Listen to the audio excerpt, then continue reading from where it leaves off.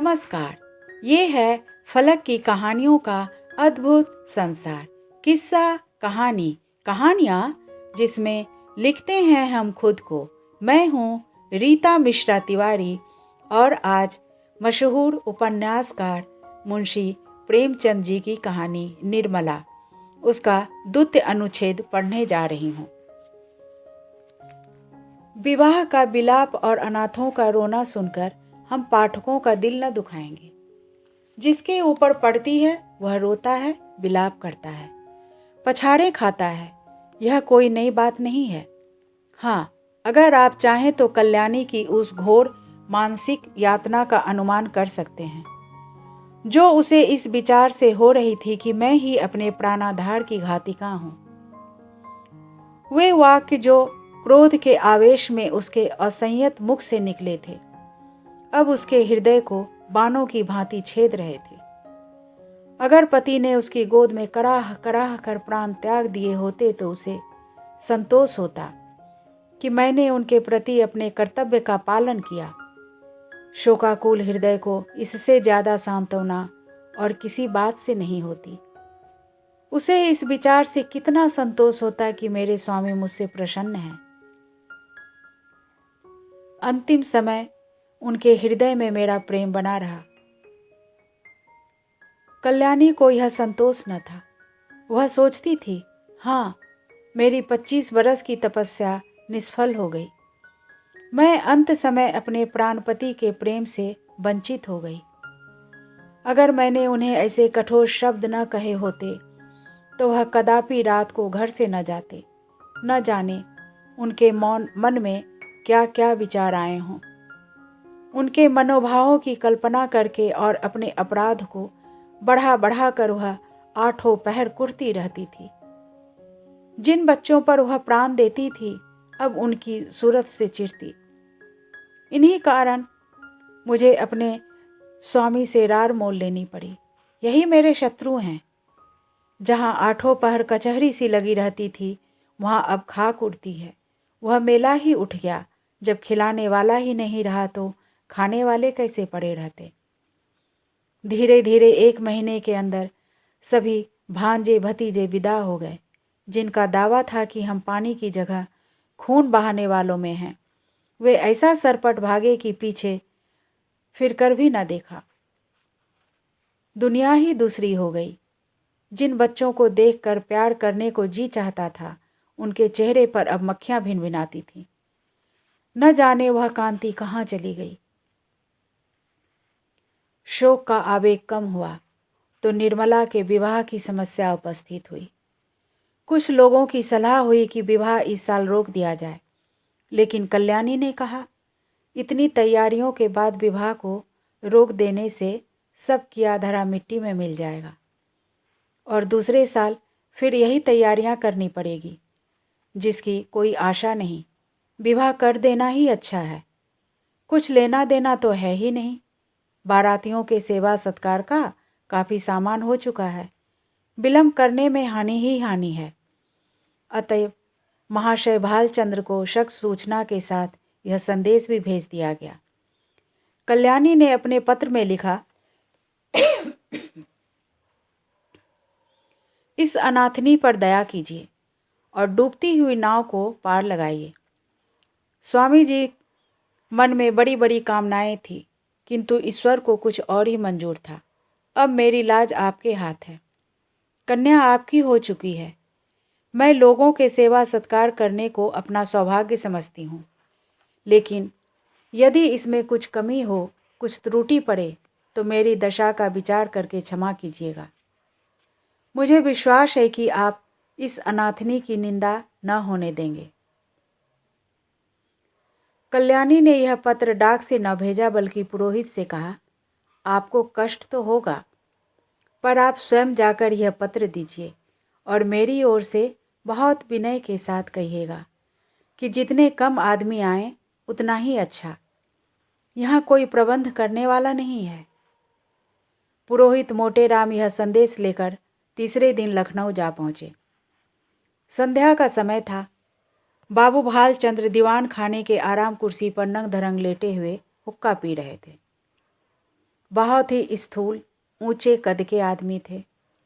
ऐसा मालूम होता था कि काला देव है या कोई हबशी अफ्रीका से पकड़ कर आया है। सिर से पैर तक एक ही रंग था, काला। चेहरा इतना स्याह था कि मालूम न होता था कि माथे का अंत कहाँ है और सिर का आरंभ कहाँ। बस कोयले की एक सजीव मूर्ति थी। आपको गर्मी बहुत सताती थी। 2 आदमी खड़े पंखा झल रहे थे, उस पर भी पसीने का तार बंधा हुआ था। आप आबकारी के विभाग में एक ऊंचे ओहदे पर थे। 500 रुपये वेतन मिलता था। ठेकेदारों से खूब रिश्वत लेते थे। ठेकेदार शराब के नाम पानी बेचें, 24 घंटे दुकान खुली रखें, आपको केवल खुश रखना काफ़ी था। सारा कानून आपकी खुशी थी। इतनी भयंकर मूर्ति थी कि चांदनी रात में लोग उन्हें देखकर सहसा चौंक पड़ते। बालक और स्त्रियां ही नहीं, पुरुष तक सहम जाते थे।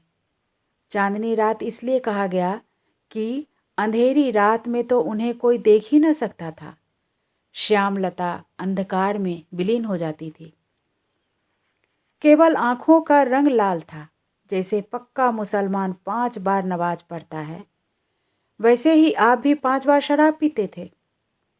मुफ्त की शराब तो काजी को हलाल है, फिर आप तो शराब के अफसर ही थे। जितनी चाहें पिए, कोई हाथ पकड़ने वाला न था। जब प्यास लगती शराब पी लेते। जैसे कुछ रंगों में परस्पर सहानुभूति है, उसी तरह कुछ रंग में परस्पर विरोध है। लालिमा के संयोग से कालिमा और भी भयंकर हो जाती है। बाबू साहब ने पंडित जी को देखते ही कुर्सी से उठकर कहा, अक्खा आप हैं, आइए आइए, धन्य भाग मेरे। अरे कोई है? कहाँ चले गए सबके सब? झगड़ू, गुरदीन, छकौड़ी, भवानी, राम गुलाम, कोई है क्या? सबके सब मर गए क्या? चलो राम गुलाम, भवानी, छकौड़ी, गुरदीन, झगड़ू, अरे कोई बोलता नहीं, सब मर गए क्या? दर्जन भर आदमी है, पर मौके पर एक की भी सूरत नजर नहीं आती। न जाने सब के सब कहाँ गायब हो जाते। आपके वास्ते कुर्सी लाओ। बाबू साहब ने 5 नाम कई बार दोहराए, लेकिन यह ना हुआ कि पंखा झलने वाले दोनों आदमियों में से किसी को कुर्सी लाने को भेज देते। 3-4 मिनट के बाद एक काना आदमी खांसता हुआ आकर बोला, सरकार, इतना की नौकरी हमार किन न होई। कहाँ तक उधार बारी ले ले खाई, मांगत मांगत थेतर हो गए। बको मत, जाकर कुर्सी लाओ। जब कोई काम करने को कहा गया तो रोने लगता है। कहिए पंडित जी, वहाँ सब कुशल है ना? क्या कुशल कहूँ बाबूजी, अब कुशल कहाँ, सारा घर मिट्टी में मिल गया। इतने में कहार ने एक टूटा हुआ चीड़ का संदूक लाकर रख दिया और बोला, कुर्सी मेज हमारे उठाए नहीं उठत है। पंडित जी शर्माते हुए डरते डरते उस पर बैठे कि कहीं टूट न जाए, और कल्याणी का पत्र बाबू साहब के हाथ में रख दिया। अब और कैसे मिट्टी में मिलेगा? इससे बड़ी और कौन विपत्ति पड़ेगी? बाबू उदय भानुलाल से मेरी पुरानी दोस्ती थी। आदमी नहीं, हीरा था, हीरा। क्या दिल था, क्या हिम्मत थी। आंखें पोंछकर कहते हैं, मेरा तो जैसे दाहिना हाथ ही कट गया। विश्वास करिए, जब से यह खबर सुनी है, आंखों में अंधेरा सा छा गया है। खाने बैठता हूँ तो कौड़ मुंह में नहीं जाता। उनकी सूरत आंखों के सामने खड़ी रहती है। मुंह जूठा करके उठ जाता हूँ। किसी काम में दिल नहीं लगता। भाई के मरने का रंज भी इससे कम ही होता। आदमी नहीं, हीरा था, हीरा। सरकार, नगर में अब ऐसा कोई रईस नहीं रहा। मैं खूब जानता हूँ पंडित जी, आप मुझसे क्या कहते हैं। ऐसा आदमी 1,00,000 2 लाख में एक होता है। जितना मैं उनको जानता हूँ उतना दूसरा कोई नहीं जान सकता। 2 ही 3 बार की मुलाकात है, मैं उनका भक्त हो गया और मरते दम तक रहूँगा। आप समधीन साहब से कह दीजिएगा, मुझे दिली रंज है। आपसे ऐसी ही आशा थी। आज जैसे सज्जनों के दर्शन दुर्लभ हैं, नहीं तो आज कौन बिना दहेज के पुत्र का विवाह करता है। महाराज, दहेज की बातचीत ऐसे सत्यवादी पुरुषों से नहीं की जाती। उनसे संबंध हो जाना ही ₹1,00,000 के बराबर है। मैं इसी को अपना अहोभाग्य समझता हूँ। हाँ, कितनी उदार आत्मा थी। रुपए को तो उन्होंने कुछ समझा ही नहीं, तिनके के बराबर भी परवाह नहीं की। बुरा रिवाज है, बेहद बुरा। मेरा बस चले तो दहेज लेने वालों और दहेज देने वालों दोनों ही को गोली मार दूं। हाँ साहब, साफ गोली मार दूं, फिर चाहे फांसी ही क्यों ना हो जाए। पूछो, आप लड़के का विवाह करते हैं कि उसे बेचते हैं? अगर आपको लड़के की शादी में दिल खोलकर खर्च करने का अरमान है तो शौक के खर्च कीजिए, लेकिन जो कुछ कीजिए अपने बल पर। यह क्या कि कन्या के पिता का गला रेतिए? नीचता है, घोर नीचता। मेरा बस चले तो इन पाजियों को गोली मार दूं। धन्य हो सरकार, धन्य हो। भगवान ने आपको बड़ी बुद्धि दी है। यह धर्म का प्रताप है। मालकिन की इच्छा है कि विवाह का मुहूर्त वही रहे, और तो उन्होंने सारी बातें पत्र में लिख ही दी हैं। बस अब आप ही उबारें तो हम उबर सकते हैं। इस तरह तो बारात में जितने सज्जन आएंगे उनकी सेवा सत्कार हम करेंगे ही। लेकिन परिस्थिति अब बहुत बदल गई है सरकार। कोई करने धरने वाला नहीं है। बस ऐसी बात कीजिए कि वकील साहब के नाम पर बट्टा न लगे। भालचंद्र 1 मिनट तक आंखें बंद किए बैठे रहे। फिर एक लंबी सांस खींचकर बोले, ईश्वर को मंजूर ही न था कि वह लक्ष्मी मेरे घर आती, नहीं तो क्या यह वज्र गिरता। सारे मंसूबे खाक में मिल गए। फुला न समाता था कि वह शुभ अवसर निकट आ रहा है, पर क्या जानता था कि ईश्वर के दरबार में कुछ और षड्यंत्र रचा जा रहा है। मरने वाले की याद ही रुलाने के लिए काफ़ी है। उसे देखकर तो जख्म और भी हरा हो जाएगा। उस दशा में न जाने क्या कर बैठूं। इसे गुण समझिए चाहे दोष। जिससे एक बार मेरी घनिष्ठता हो गई फिर उसकी याद चित्त में नहीं उतरती। अभी तो खैर इतना ही है कि उनकी सूरत आंखों के सामने नाचती रहती है, लेकिन यदि वह कन्या घर में आ गई तब मेरा जिंदा रहना कठिन हो जाएगा। सच मानिए, रोते रोते मेरी आंखें फूट जाएंगी। जानता हूँ रोना धोना व्यर्थ है। जो मर गया वह लौट कर नहीं आ सकता। सब्र करने के सिवाय और कोई उपाय नहीं है, लेकिन दिल से मजबूर हूँ।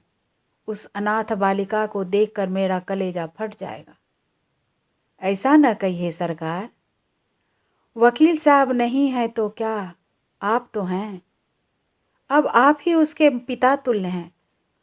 वह अब वकील साहब की कन्या नहीं, आपकी कन्या है। आपके हृदय के भाव तो कोई जानता नहीं। लोग समझेंगे वकील साहब का देहांत हो जाने के कारण आप अपने वचन से फिर गए। इसमें आपकी बदनामी है। चित्त को समझाइए और हंसी खुशी कन्या का पानी ग्रहण करा लीजिए।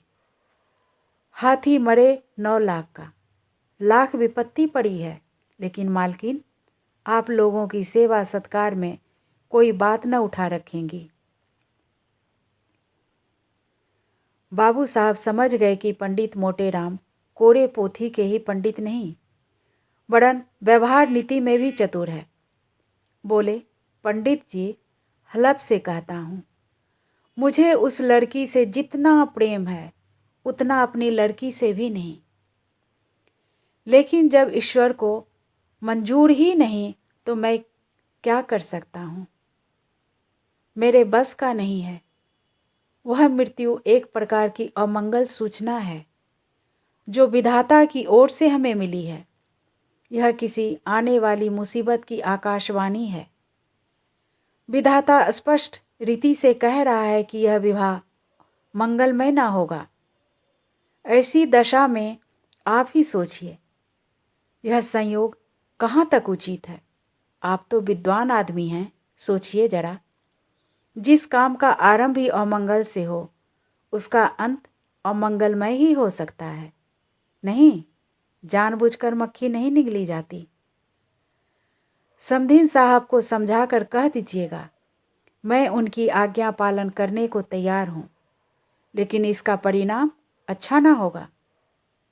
स्वार्थ के वश में होकर मैं अपने मित्र की संतान के साथ यह अन्याय नहीं कर सकता। इस तर्क ने पंडित जी को निरुत्तर कर दिया। वादी ने यह तीर छोड़ा था जिसकी उनके पास कोई काट न थी। शत्रु ने उन्हीं के हथियार से उन पर वार किया था और वह उसका प्रतिकार न कर सकते थे। वह अभी कोई जवाब सोच ही रहे थे कि बाबू साहब ने फिर नौकरों को पुकारना शुरू किया। अरे, सब फिर गायब हो गए? झगड़ू, छकौड़ी, भवानी, गुरुदीन, राम गुलाम, एक भी नहीं? सबके सब मर गए? पंडित जी के वास्ते पानी वानी की फिक्र है कि नहीं? न जाने इन सबों को कोई कहाँ तक समझाए। अक्ल छू तक नहीं गई। देख रहे हैं कि एक महाशय दूर से थके मांदे चले आ रहे हैं, फिर किसी को जरा भी परवाह नहीं। लाओ, पानी वानी रखो। पंडित जी, आपके लिए शरबत बनवाऊं या फलाहारी मिठाई मंगवा दूं? पंडित जी कहते हैं, मिठाइयों के विषय में किसी तरह का बंधन न स्वीकार करते थे। उनका सिद्धांत था कि घृत से सभी वस्तुएं पवित्र हो जाती हैं। रसगुल्ले और बेसन के लड्डू उन्हें बहुत प्रिय थे, पर शरबत से उन्हें रुचि न थी। पानी से पेट भरना उनके नियम के विरुद्ध था। सकुचाते हुए बोले, शरबत पीने की तो मुझे आदत नहीं है, मिठाई खा लूँगा। फलाहारी ना, इसका मुझे कोई विचार नहीं है। तो यही बात, छूत छात सब ढकोसला है। मैं स्वयं नहीं मानता। अरे, अभी तक कोई नहीं आया? छकौड़ी, भवानी, गुरदीन, राम गुलाम, कोई तो बोलो है। अब की भी वही बूढ़ा कहार खांसता हुआ आकर खड़ा हो गया और बोला, सरकार, मोर तलब दे दीन जाए, ऐसी नौकरी मोसे ना होई। कहाँ लो दौड़ी, दौड़त दौड़त गोर पिराए लागत है। काम कुछ करो या ना करो, पर तलब पहले चाहिए। दिन भर पड़े पड़े खांसा करो, तलब तो तुम्हारी चढ़ रही है। जाकर बाजार से एक आने की ताजी मिठाई लाओ, दौड़ता हुआ जा। कहार को यह हुक्म देकर बाबू साहब घर में आ गए और अपनी स्त्री से बोले, वहाँ से एक पंडित जी आए हैं, यह खत लाए हैं, जरा पढ़ो तो। पंडित जी की पत्नी रंगीली बाई थी। गोरे रंग की प्रसन्न मुख महिला थी।